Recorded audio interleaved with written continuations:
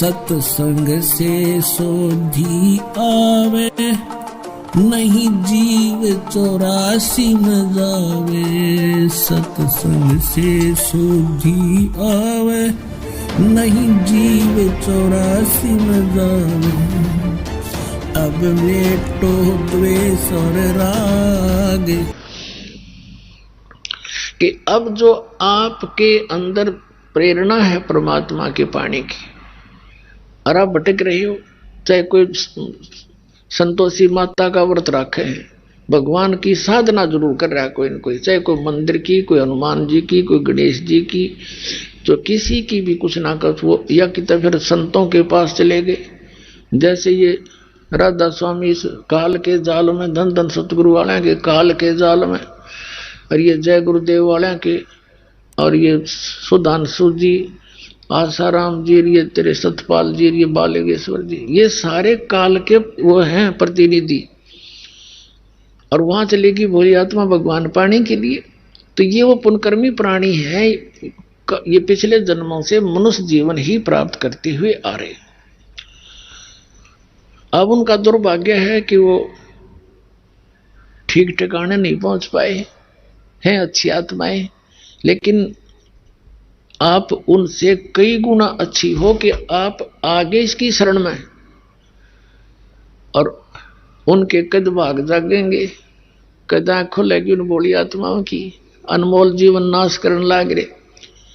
अपने आत्माओं international channel पे 5 वर्ष हो गए इस दास ने आवाज लगाते रहे, तुम्हारा रास्ता गलत, तुम्हारे गुरुओं के ज्ञान गलत, ये अधिकारी नहीं, ये साधना ठीक नहीं बता रहे, बता फिर तो भांग घनी पी रखी है तुमने, सुनते नहीं मेरे वाली तरह, नकलियां की सारी सच्ची मान रखी।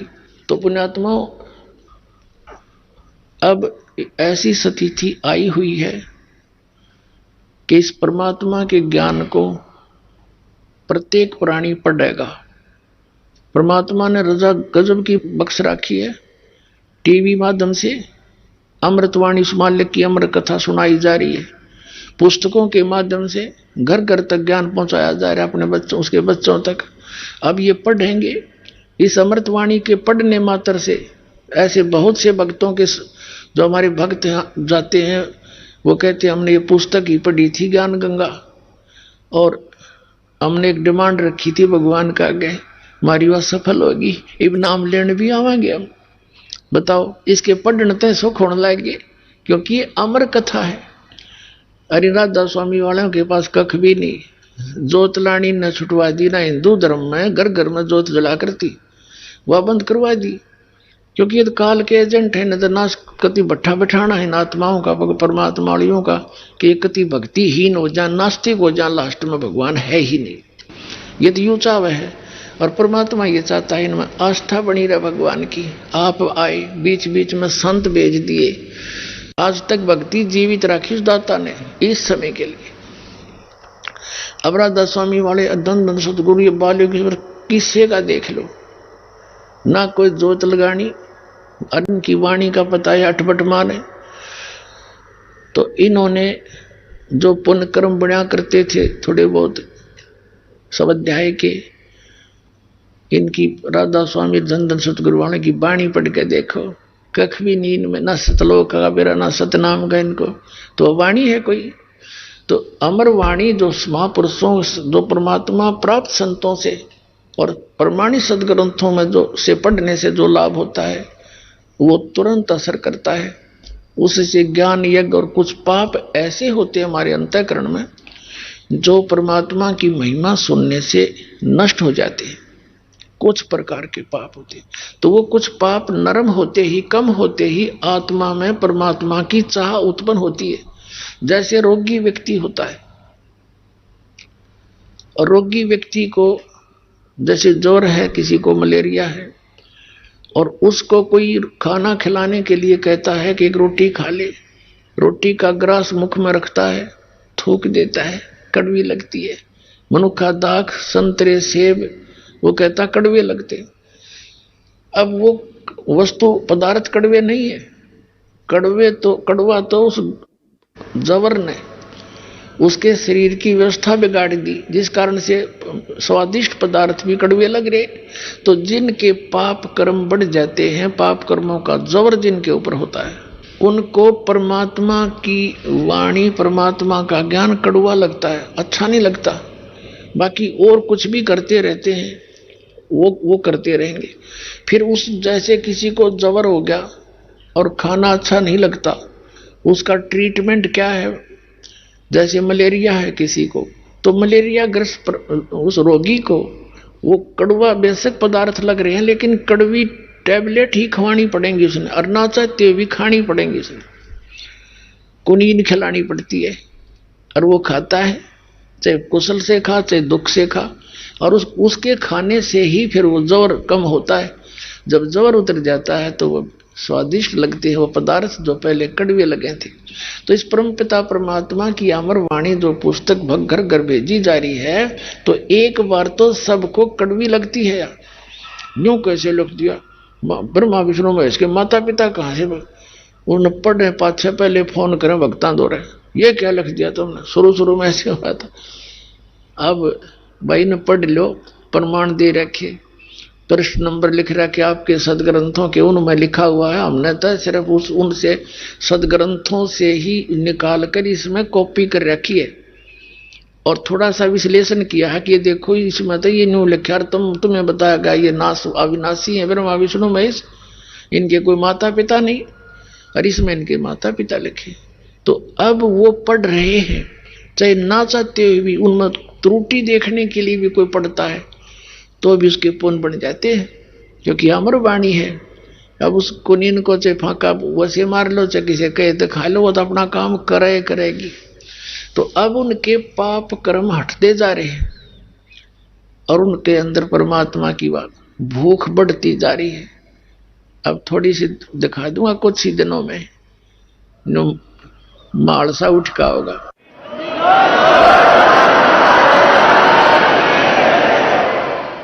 इस परमात्मा की अमर वाणी जो स्पीकर लगा के सुनाई जाती है, घर घर में चलती है, पड़ोसियों को भी लाभ होता है, ये सत्कर मान लेना। अब एक वक्त, कई वक्त बताते हैं ऐसे, तो ऐसे बहुतों के साथ ऐसे बीती है। ये भूतों के दुखी व्यक्ति यहाँ नाम ले लेते हैं। अब नाम ले लिया तो नाम लेते ही उनके भूत बातें फिर भाग जाते, वहां रहेंगे नहीं, क्योंकि भगवान का निवास हो गया उस घर में। तो फिर पड़ोसियां के जाएंगे अपने दूसरे और कहीं जाएंगे, तो दूसरे ये कहते हैं कि तुमने हमारे ऊपर जंतर मंत्र करा दिया और सारे भूत तुम्हारे छोड़ दिए। अब कमाल के आदमी हो, आम जंतर मंत्र जानते नहीं, ना पकड़ना जानते, भूता ना छोड़ना जानते। हम तो एक ऐसी भक्ति विधि बताते हैं, जैसे जिस घर में ऑल आउट लगा दी, ऑल आउट लाए पाछे फिर मच्छर पे बाद दूसरे आगे चले जाएंगे जिनका ऑल आउट को नहीं। तो परमात्मा की यह वाणी और ये मंत्र, ये भक्ति दे दी जाती है, ये ऑल आउट है, वहां नहीं रह सकते। कबीर साहब कहते हैं देवी देव ठाड भये, ये देवी देवता मेरे आगे आकर खड़े हो गए हाथ जोड़ के, हमको ठोर बताओ। तो कबीर साहब कहते हैं जो मुझको पूजे नहीं उनको लूटो खाओ। कबीर साहब के सामने सब देवता ये भूत पितर आगे खड़े हो गए, न बोले जी ये भगवान जो आपकी पूजा करते हैं वो हमें तो मानते ही नहीं, अब हमें जगह बताओ कहाँ जाएं। परमात्मा बोले जो मुझको पूजे नहीं उनको लूटो खाओ, बाकी मेरे भक्तों के पास मत आ जाना, खबरदार। तो चले जाते रहते हैं। तो ये परमात्मा की वाणी ना स्टार्ट हो जाती है, ये खिसक जाते हैं अपने आप। तो वो भगत बताओ इन्होंने कहा जी वो पड़ोसी दूसरे भाई चाचे ताऊ हमारे शरो हैं, तुमने हमारा जंतर मंत्र करा दिया, तो उनको भी ये कहो भी आप भी ऑल आउट ले लो, आज जो मेरे हमारे साथ चलो, ये सारे भाग जाएंगे सबके। तो वह उनके भाग में को नहीं। तो कहने का भाव ये पुण्यात्माओं जो प्रसंग है वहीं आते हैं। अब आप जी उन पुण्यात्माओं में से हो, साधों से ती मस्करी, चोरों नाल खुशाल, ये मल अखाड़ा जीतेंगे भाई, युगन युगन के माल। माल माने पहलवान। अब पहलवान जब उसकी आमना सामना होगा कुश्ती का, तो वही हारे जीतेगा, वही विजयी होगा जिसने पहले एक्सरसाइज कर रखी हो। तो पुण्यात्मा, तुम युगों युगों के माल हो, युगों युगों से भक्ति के लिए तड़फ रहे हो, चल रहे हो, फिर रह जाते हो किसी गलती से। तो अब वो समय मिल गया आपको, अनेकों कष्ट उठा के, और जैसने चूक गए ये सत्कर मान लेना। फिर ना जाने कितने हजार युगों के बाद ये समय और ये भक्ति आपको मिलेगी।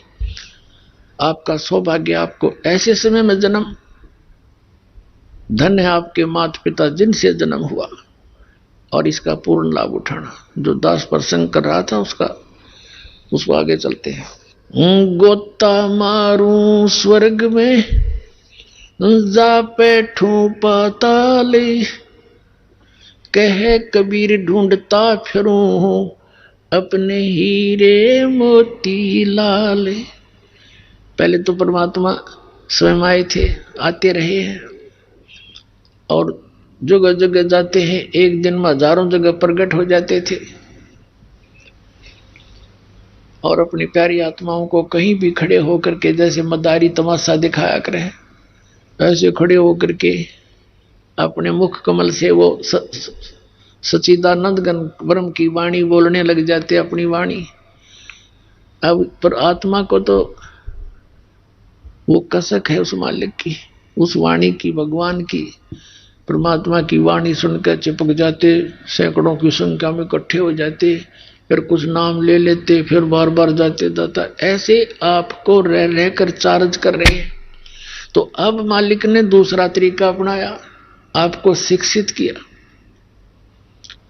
अक्षर ज्ञान युक्त किया, और ये जो इंटरनेट वगैरह और ये जो चैनल बनाए परमात्मा ने, टीवी चैनल है, मोबाइल वगैरह बनाए, ये दाता ने दिया बुद्धि, ना जीव सतर की नहीं है जो कितनी बात बनावे। उस परमात्मा ने इसलिए दिया है कि ये ज्ञान अब अपने बच्चों तक इस तरीके से पहुंचाऊंगा, ये शिक्षित हो गए। जिन सदग्रंथों को ये सत्य मानते हैं जो किसी धर्म मजहब का में है, और उन्हीं में ये प्रमाणित कर दिया जाएगा कि हु इज गॉड, तो फिर ये आसानी तो पहचान लेंगे। अभी तक ये नकली संत मूर्ख बना देते थे कि झूठ बोलते हैं, ऐसा कहीं नहीं लिखा है हमारे सदग्रंथों में। तो इस जो बाधा थी अपने बीच में, भगवान के और अपने बीच में, वो इस अक्षर ज्ञान से निकल सके थी। नहीं तो इस अक्षर ज्ञान ने हमारे को बेईमान बना दिया, अभिमानी बना दिया। एक छोटी सी पोस्ट हो जाती है, कोई IAS IPS लग गया, मंत्री बन गया, मुख्यमंत्री बन गया है, अरे इतना आकड़ हो जाए इसमें, इस जीव के अंदर। अरे यह काल का जाल है। तो पुण्यात्मा, ये जिसमें अभिमान है उसके पास भगवान नहीं है, चाहे वो भगत है चाहे बिना भगत है, उसका कभी ना कभी ऐसी बिरान मट्टी होगी, सोच भी नहीं सकता। आप देखते हो कि राजा, ये मुख्यमंत्री हेलीकॉप्टर में जाओ था एक, और हेलीकॉप्टर में किस लिए जा रहा था, जाते मीटिंग अटेंड करूंगा और जलसे दूंगा और नो कर दूंगा, वो एक्सीडेंट में मर गया। अब क्या बनेगा? कबीर साहब कहते हैं, कबीर हरि के नाम बिना ये राजा रस भो, मट्टी लदे को मार के और घास ना डाल ले कोई, कितना बड़ा मुकदमा मोल ले लिया भी मतलब में। तो परमात्मा के इस ज्ञान से जीव ने अपनी स्थिति का पता लगता है कि मैं के सौदा है। अंडी पा क्या अंडा अभिमान करे, अधरंग मार जा है, बांगा मुंह हो जा, मुंह मग माखी बडर लकड़े, पड़ा पड़ा टट्टी जा माए सड़े, क्या का अभिमान इस जीव को। तो परमात्मा कहते हैं, आधिन्य के पास है ये पूर्ण ब्रह्म दयाल, मान बड़ाई मारियो बेअदबी सरकार। तो इस शिक्षा ने हमें बिगाड़ा है, ये टीवियों ने बिगाड़ दिया। परमात्मा ने किस उद्देश्य से दिए थे मानव को ये, और हमने प्रयोग कैसे शुरू कर रखे हैं। इनको देख लो, न्यूज चैनल या वैसे फिल्म वाले चलाते हैं, कोरी बकवाद समाज में भर रहे हैं, ठोक रहे हैं। ये बालकों ने क्या पता तुम क्या खा रहे हो, विष खा रहे हैं। सारा दिन आप क्या सुनते हो, न्यूज सुनते हो, और क्या सुनते हो, कोरी बकवाद आदि सारी झूठ, 90% बकवाद करते हैं और उस नाम सत्य मान लेते हैं। जैसे हमारे साथ ही क्या किया था इन सब ने मिलकर, मीडिया ने भी सहयोग दिया, इतनी बकवाद गढ़ दी हमारे बारे में, झूठी अफवाह फैला दी। आम जनता ने सोचा जो टेलीविजन में अखबारों में बात छपती है सच्ची होती है, लेकिन अब वह स्थिति कति विपरीत होगी। तो इन्होंने क्या दे दिया समाज को, इनके पाप बढ़ा दिए। अब हम इसका सदुपयोग करेंगे। परमात्मा ने इसलिए दिया था यो, कुछ दिनों में देख लेना ज्ञान हो जाएगा। जब पुण्यात्माओं को इन टेलीविजनों पर परमात्मा की चर्चा चलेगी तो यह चलेगी ना, दूसरी नहीं चलेगी। बंद करवा देंगे इनको लोग। हाँ,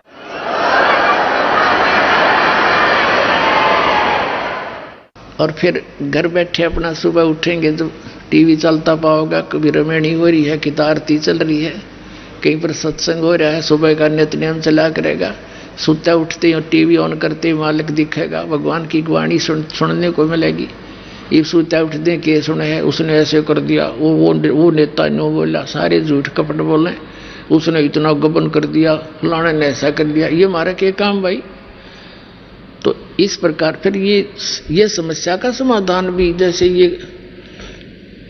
पीछे से ये कर रहे थे कोशिश भाई, एक वो बनाने की भाई कंट्रोल करा जाए, ये जो भ्रष्टाचार बढ़ गया इसको, तो भ्रष्टाचार का नाश तो अब होगा। जैसे दास ये समाज तैयार कर रहा है, इन्हें जहर दिखाई देगा किसी की एक छोटी सी वस्तु भी।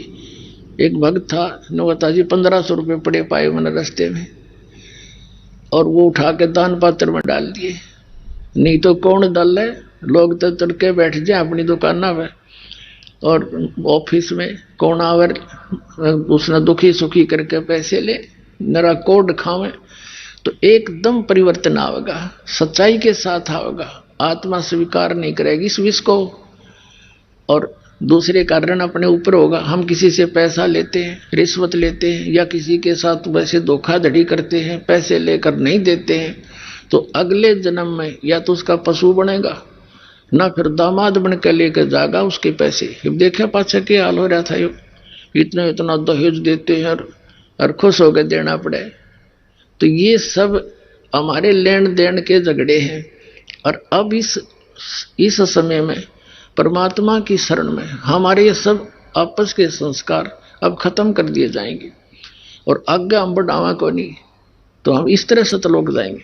अब जो प्रसंग चल रहा है, गोता मारूं स्वर्ग में जा बैठूं पाताले, कह कबीर ढूंढता फिरूं अपने हीरे मोती लाल।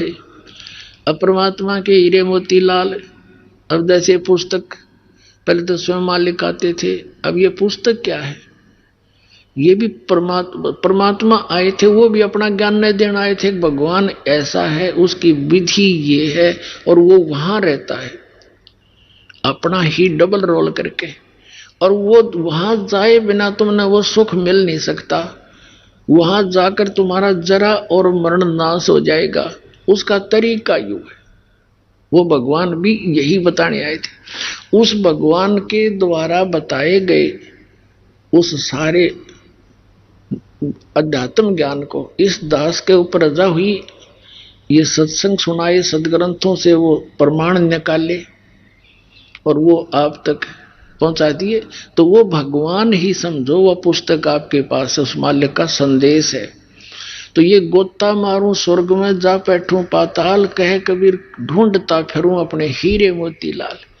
तो ये पुस्तक जो है, या उन हीरे और मोती लालों को ढूंढ ढूंढ कर ला रही है। यहाँ भक्त आते हैं, हम पूछते हैं पता तो लगे हमारा कौन सा जंतर मंत्र सही फिट हो रहा है जनता में। भाई कैसे पता लगे आपको, यहाँ कैसे आए? तो बताते हैं जी ये पुस्तक पढ़ी ज्ञान गंगा। ओहो, हम पूछते हैं भाई कैसा ज्ञान लगे? ओहो ज्ञान क्या बस कमाल है। देखो कैसे सिर घूम जाता है इंसान का, कदे देखा ना सुना ऐसा भगवान ना ऐसा ज्ञान। और आज तक हम उस परमात्मा की चाह में अड़ंगा इकट्ठा कर रहे थे, सारी बकवाद सुना करते थे, लोक वेद सुना करते थे, अंतःकरण खराब हो गया हमारा। तो ये वो भगवान ही है जो अपने बच्चों को ढूंढ कर लाते हैं, उस परमात्मा की आत्मा है इसमें। जैसे नानक साहिब जी ने जब एक प्राण संगली नामक ग्रंथ बनाया था और उसके अंदर पूरा डिटेल दी थी, मुझे कौन मिला पूरा लिखा था उसके अंदर, और श्वासों के सिमरण का मंत्र लिखा था। ये एक विशेष ग्रंथ अलग से बनाकर एक शिवनाभ नामक राजा था सिंगल द्वीप का, वो उनका शिष्टा उसको दे दिया था कि तो आप इसको संभाल कर रखना, इसको किसी ऐरे गहरे का हाथ मत लगने देना, ये मेरी देह समझ लेना। क्योंकि वो गुरु जी थे शिवदयाल, उसके शिवनाभ राजा के नानक जी, तो गुरु के प्रति कितनी आस्था होती है। तो यूं कहा था कि इसको मुझे ही समझ लेना, ये किसी के ऐसे वैसे व्यक्ति का हाथ ना लगने देना। तो फिर बाद में कुछ भी हमारा दुर्भाग्य रहा, वो पूरा ग्रंथ हमें प्राप्त नहीं हो पाया। फिर भी दाता ने कहीं ना कहीं से घुमा फिरा कर गरीबदास साहिब जी के माध्यम से वो फिर ज्ञान अपना प्रकट करा दिया और फिर दास को भेज दिया परिपूर्ण करके उस पूरे ज्ञान पे। अब डूंडा ठा दूंगा सारे विश्व में।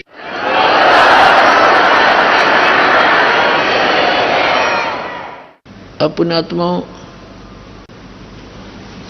आपको बताया कि 2 प्रकार से मानव शरीर मिलता है।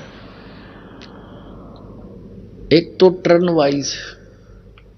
वाइज मीन 84 लाख योनियों, कुत्ते गधे सूअर जंगली जानवर बोल बन बना के फिर एक मानव शरीर तो मिलता ही मिलता है।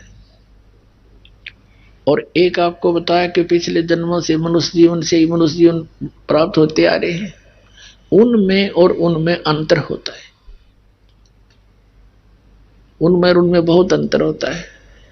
जो सीधे मनुष्य जीवन से आए हैं वो तुरंत भक्ति पर लग जाते हैं, उनमें बकवाद घनी नहीं होती, बेशक जब तक संत शरण में नहीं आते और जैसे माहौल समाज में रहे उनमें थोड़ा बहुत अड़ंगा भर जाता है, लेकिन वो इतने अधिक निर्मल होते हैं वो तुरंत ही उनका मैल उतर जाता है। और दूसरे जो आते हैं टर्न वाइज, उनका अंतःकरण तो इतना मैला होता है, जैसे ये मोटरसाइकिल के जीपा के मैकेनिक होया करें जिनके कपड़े इतने काले हो जाएं, उनके कलर का बिना बेरा ये कौन से कलर के हैं। अब एक तो उस कपड़े ने धोए, जैसे डेली पैर रखा हो, शाम ने धोए थोड़ी सी साबुन में उसे चमक जा, हर एक उस मिस्त्री वाले कपड़े ने धोने लग गए, उसमें कितना समय लगेगा। लेकिन साधन ठीक हो तो वो भी साफ हो सकता है, ऐसी बात नहीं। तो एक तो उसको निर्मल करना, और एक उस कपड़े को जो डेली पैर कर फिर साफ हो जाए, पैरने से मैला हो गया फिर धो लिया, वो तो बिल्कुल जल्दी हो जाता है। तो जो मनुष्य जीवन प्राप्त करते हुए आ रहे हैं उनके अंतःकरण बस इतने मैले हैं, और जो दूसरे हैं उनके वो मिस्त्रियां जैसे कपड़े हो रहे हैं, अब उनको थोड़ा समय लग जाएगा, लेकिन होंगे वो भी साफ है। भगवान का आदेश है कि पूरे विश्व में जितने भी प्राणी हैं जो इस सतनाम को ग्रहण कर लेंगे उन सब का मोक्ष होगा, मालिक का वचन है।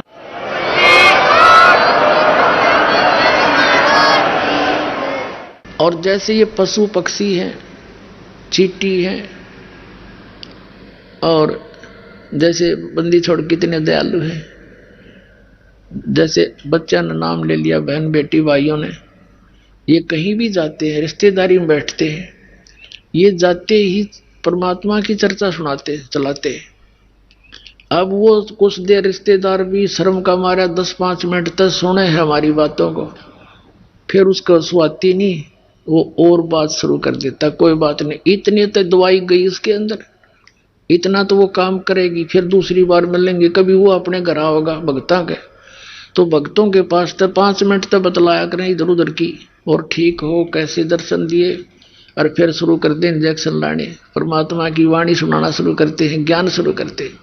तो धीरे धीरे वो जो ऐसे अंतःकरण वाले हैं वह भी साफ होने लग जाएंगे, और फिर एक दिन उनके अंदर भी प्रेरणा चाह बनेगी भगवान की।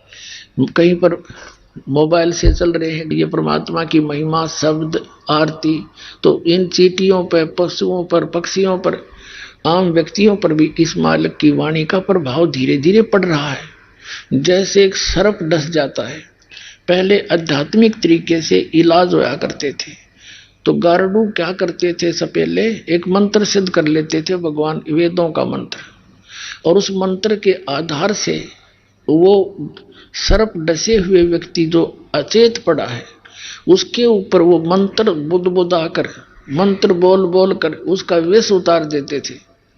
अब ना तो वो व्यक्ति सुन रहा है, यू मंत्र बोल लेके है, क्योंकि वो शरीर उस बहुत अचेत पड़ा हुआ है, उस बॉडी का जो विष था उस मंत्र ने उतार दिया, जबकि उस बॉडी वाला, शरीर वाला वो जीव था वो सुन भी नहीं रहा था, यू बोल लेके है।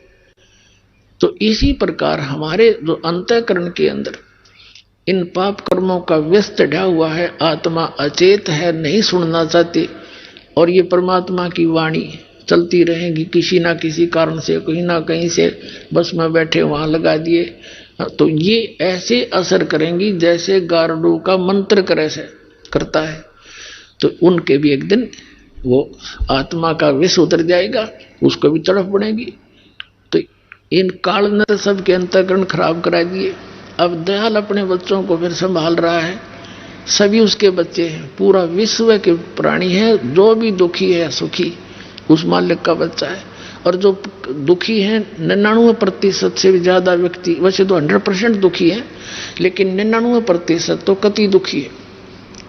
1% ये झूठे सुख में, ये थोड़े से पैसे वाले कार कोठी है, ये हमने दिखे सुखी है, हम उस दृष्टिकोण से दास कर रहा है कि वो उनको मान लो तुम सुखी, बाकी किससे का सुख नहीं। तो कहने का भाव ये है कि फिर वो परमात्मा फिर इनसे दुखी है आपसे, जैसे किसी का बालक दुखी हो जा, माँ बाप को भी नींद आनी बंद हो जाती है, तो वो परमात्मा युगों से दुखी है आपके लिए। कबीर साहब कहते हैं, मैं रोवत हूँ सृष्टि को, ये सृष्टि रोवे मोहे, गरीबदास इस वियोग को समझ न सकता कोई। परमात्मा कहते हैं, गरीबदास साहिब जी बता रहे हैं कि कबीर साहब ये कह रहे हैं कि मैं तो इन्हें रो रहा हूं कि मैं भगवान हूं, तुम गलत स्थान पर रह रहे हो, ये काल का लोक है, और तुम जिन संतों और पंथों में जाकर के जो साधनाएं कर रहे हो ये काल की पूजा है, इससे मोक्ष नहीं हो सकता। मैं रोवत हूं सृष्टि को और सृष्टि रोवे मोहे, ये मुझे खोज रही है हे सुख, क्योंकि हे सुखदाई भगवान, हे परमात्मा हमने ऐसा सुख देना, हमें ऐसा सुख देना, मेरे बच्चों की, मेरे परिवार की खैर रखना। कसाई के बाड़े में बंध रहे और बकरे अपने बच्चों की कुशल मनावे, कब तक? अब दयाल के बाड़े में आ जाओ, बरवाला आश्रम में, और फिर देखो काल निकट आके दिखाइयो।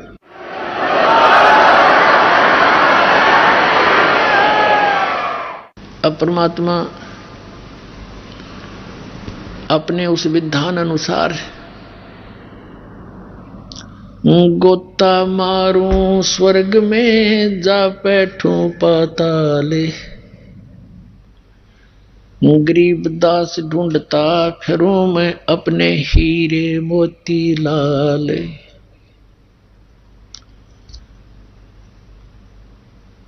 अब उस आधार से आपको थोड़ी सी कथा सुनाते हैं।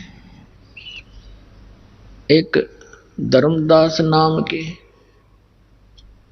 बांधवगढ़ के रहने वाले एक सेठ थे, बहुत बड़े वैश्य कुल में जन्म था।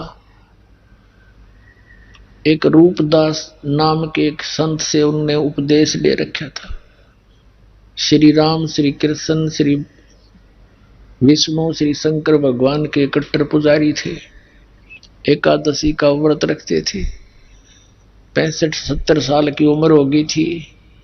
घर में मतलब वैष्णु साधु जैसा वेशभूषा बनाकर, एक तिलक लगा कर माथे पर, और वे कंठी माला गले में डाल कर एक उसकी तुलसी के लकड़ी की, यानी पूर्व भी वैष्णव परंपरा से दीक्षित प्राणी जो व्यक्ति होते थे उनको ये ऐसी वेशभूषा बना देते थे वह संत जन।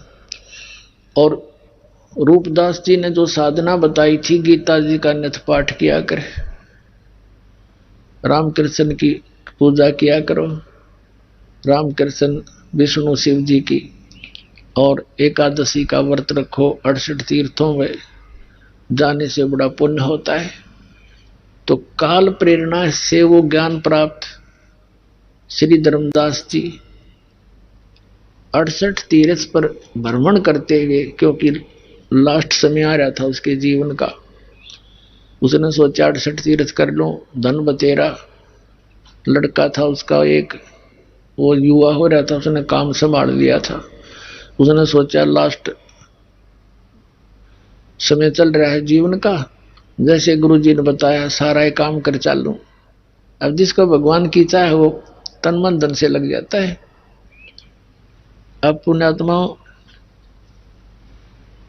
आदरणीय गरीबदास साहिब जी ने परमात्मा से प्राप्त अपनी दिव्य दृष्टि के बाद उस आत्मा और परमात्मा का जो संवाद हुआ और जैसी लीला भगवान किया करते हैं वो चित्रार्थ की है, सुनाता हूं आपको।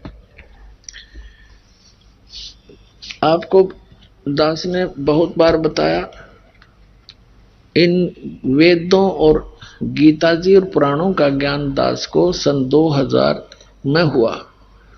उससे पहले सन 1988 से सन 2000 तक 12 वर्ष तक इस दास ने इस गरीबदास साहिब जी की वाणी के आधार से सत्संग किया, और इसके आधार से जो सत्संग किया वो भी हमारे जो पुराने भक्त उनको सबको मालूम है, वो कैसेट अभी तक उनके पास उपलब्ध है। और फिर ये सदग्रंथों प्रमाण देखे, ओए होए। अब क्या बताते हैं, जैसे गरीबदास जी कहते हैं, सतगुरु आए दया करी, ऐसे दीन दयाले, बंदी छोड़ वृत्तास का, जठरग्नि प्रतिपाले। गगन मंडल से उतरे सतगुरु पुरुष कबीरे, गगन मंडल से उतरे सतगुरु पुरुष परमात्मा कबीर। तो वो ऐसे वो भगवान आते हैं, और ये वेदों में प्रमाण दे रखा है कि वो परमात्मा सतलोक में रहते हैं, वहां से गति करके आते हैं। जैसे गरीबदास साहिब जी ने कहा है, जाखी वेख कबीर की, नानक कीती वह सखा के गल पड़ी, इब कौन छुटावेता। अब जैसे नानक साहिब जी ने परमात्मा की झांकी देख कबीर की, कबीर परमेश्वर का सचखंड में सतलोक में वो दृश्य देखे, वहां के सतलोक का और परमात्मा की वहां सारी व्यवस्था का झांकी होता है, नजारा। जैसे 26 जनवरी के ऊपर आप देखते हो, या 15 अगस्त पर प्रत्येक स्टेट अपनी अपनी झांकी माने उस स्टेट में किस प्रकार की कल्चर है, वहां का क्या कुछ रहन सहन है, क्या उसके अंदर कैसे तीर्थ स्थान है या कोई फैक्ट्री लगाई है, उनके एक बना करके वो मॉडल से, और वो अपने अपना प्रदर्शन करते हैं, उसको झांकी बोलते हैं। ये पंजाब स्टेट की झांकी या हरियाणा राज्य की झांकी आ गई। तो उस झांकी का अर्थ है वो पूरा दृश्य, उसमें क्या कुछ हो रहा है। तो गरीबदास जी कहते हैं, झांकी वेख कबीर की सतलोक में, नानक कीती वाह, ओए होए वाह तेरे की वाह, वाह गुरु। ये है वो भगवान सचमुच सही। और कहते हैं अब सिखों ने वाह गुरु पकड़ ली, वाह गुरु। हमने कहा वाह सिखा के गड़ पड़ी, कौन छुटावे था। अब नानक साहिब जी ने किस दृष्टिकोण से वह शब्द बोला था, लेकिन उन्हें गुप्त रखना अनिवार्य था, इसलिए वाह का शब्द भी गाया, वाह ऐसा है, वाह सर्वशक्तिमान है। अब वाह तो वो कौन था, वो दानक रूप रहा करतार। तो वहां का जो नजारा है, वो परमात्मा वहां रहते हैं, वहां से गति करके आते हैं। जैसे आपको बताया इन महापुरुषों को वो मिले। तो यहां क्या बता रहे हैं, दर्जन दे का रूप शैल वृंदावन कीनी, तहां मिले धर्मदास करत है बहुत अदीनी। एक विशेषता होती है, जो भक्त बीज होता है पिछले जन्मों के, जिसके अंदर संग्रह भक्ति होती है, या भक्ति स्टार्ट होने के बाद उसमें कुछ परिवर्तन अवश्य आता है, वो अधीन होता है। जैसे और जब तक अधीन नहीं होगा भगवान, उसमें कुछ भी नहीं हो तो व्यर्थ का प्राणी है। जैसे आपने सरसों देखी होगी, सरसम का पौधा, सरसम का जो पौधा होता है वो जब तक उसकी फलियों में दाने नहीं होते, यानी दाने जो सरसों के दाने जब बनते जाएंगे तो सरसों अपने आप झुकना शुरू कर देगी, और जब कति परिपक्व हो जाएगी, कति ऐसे झुक जाती है न जमीन पर छूने को हो जाती है सरसों, तो उसकी कीमत बन गई। और जब तक उसमें कीमत नहीं थी, वो फली थी उसका न्यों की न्यों, और वो न्यों खड़ी थी आकड़ी, वो तो उसमें वो कच्ची कुछ भी नहीं था, उससे खड़बड़े ना तेल, और ज्यों ज्यों उसकी कीमत बनती उसमें वो बढ़ती गई दाने, और उन दानों की कीमत, उनकी वैल्यू, तो अपने आप वो कमाई, वो धन अपने आप झुका देती है उसको। तो ऐसे ही जिन पुण्यात्माओं में कुछ चाहे तो पूर्व जन्म के हो या अब भक्ति स्टार्ट करके फिर वो जो का तो सरसों सी पक जाएगी उसकी, तो उसमें आधीनी होती है। आधीनी के पास है पूर्ण ब्रह्म दयाल, मान बड़ाई मारियो बेद बीसर का। अब यहाँ क्या बताते हैं, दर्जन दे का रूप शैल वृंदावन कीनी, ता मिले धर्मदास करते हैं बहुत अधीनी।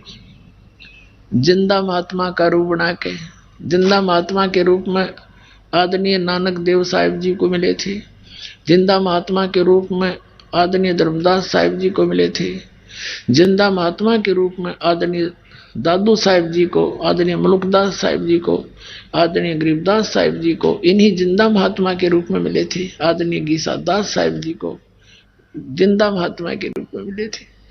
तो ऐसे ही वो परमात्मा आते हैं, अपने जैसे वेदों से प्रमाणित किया अच्छी आत्माओं को मिलते हैं।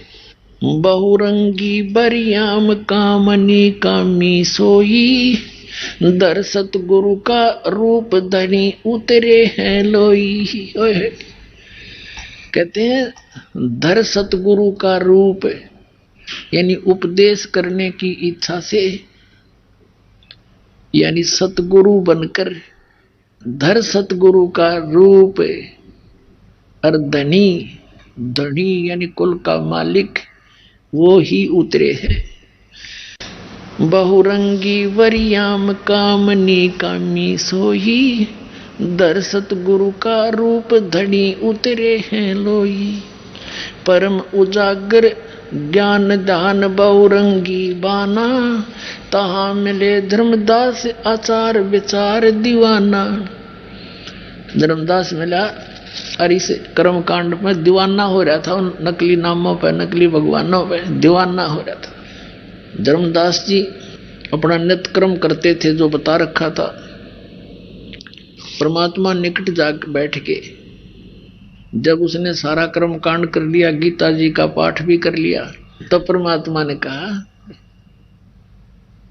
पुण्यात्माओं आप तो बालक बुद्धि है आपकी, क्योंकि आप इतने मैच्योर माइंड हुआ नहीं इस अध्यात्म के अंदर। वो परमात्मा हम 2 कौड़ी के जीवों के लिए भटक रहा है, क्योंकि हम उसके बच्चे हैं।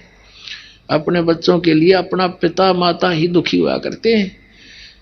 धर्मदास को, एक 2 कौड़ी के जीव को तो महाराज जी कह रहे हैं परमात्मा, और अपने आप को नौका मैं एक जिज्ञासु हूं महाराज जी, और मुझे भक्ति मार्ग चाहिए। और धर्मदास क्या बातें करता है, किस प्रकार बोलता है। अब कबीर साहब बोले उनते, कौन तुम्हारी जात कहाँ से आए स्वामी, पूछे पुरुष कबीर धनी साहब नी कामी। आपकी कौन जाति है, आप कहाँ से आए हो स्वामी। कबीर साहब कहते हैं धर्मदास जी को, क्योंकि वो एक महात्मा के स्वरूप बनाए बैठा था, वैष्णव साधु जैसा। देख कितनी परेशानी उठानी पड़ रही है परमात्मा को। आप किसी अपने मित्र प्यारे को, रिश्तेदार को, जो दूसरे पंथों में या किसी अन्य साधना पर लगा हुआ है, आप उसको सीधा कह दो अज्ञा साधना गलत है, आपने पानी ने भी ना पूछा हो, ऐसी स्थिति आ जाए, कितना मित्र हो आपका, इस मार्ग में अवश्य काल उसने चंगरा दे है। तो इसी दृष्टिकोण से परमात्मा अगर सीधा उसको कह दे तो बात भी ना करे और फिर अधूरा रह गया काम। तो कैसे बोलते हैं दाता कि कौन तुम्हारी जात कहाँ से आए स्वामी। स्वामी माने मालिक। हे महाराज जी धर्मदास जी को परमात्मा कह रहे,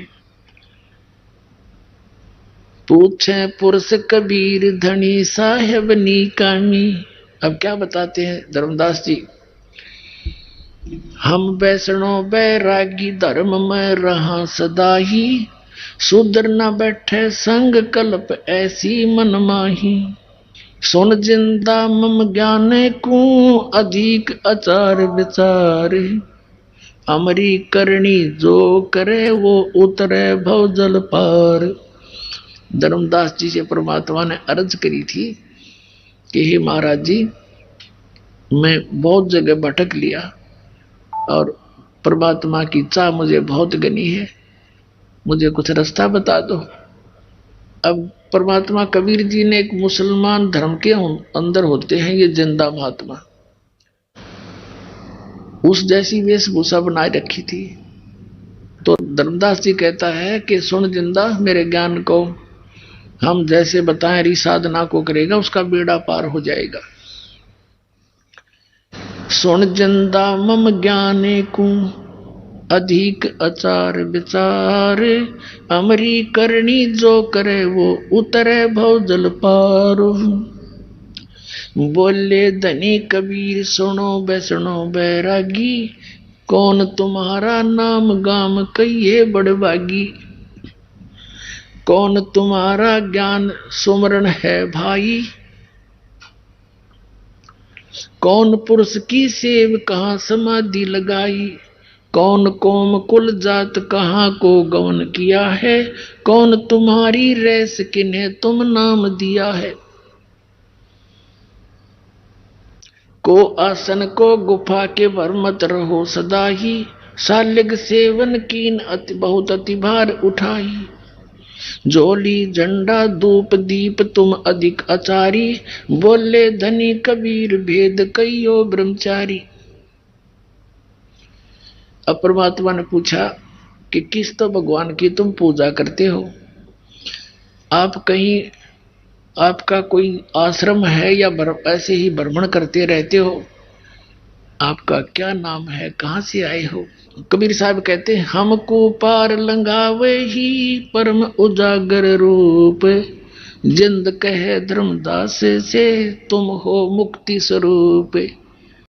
बोलो सतगुरुदेव की जय।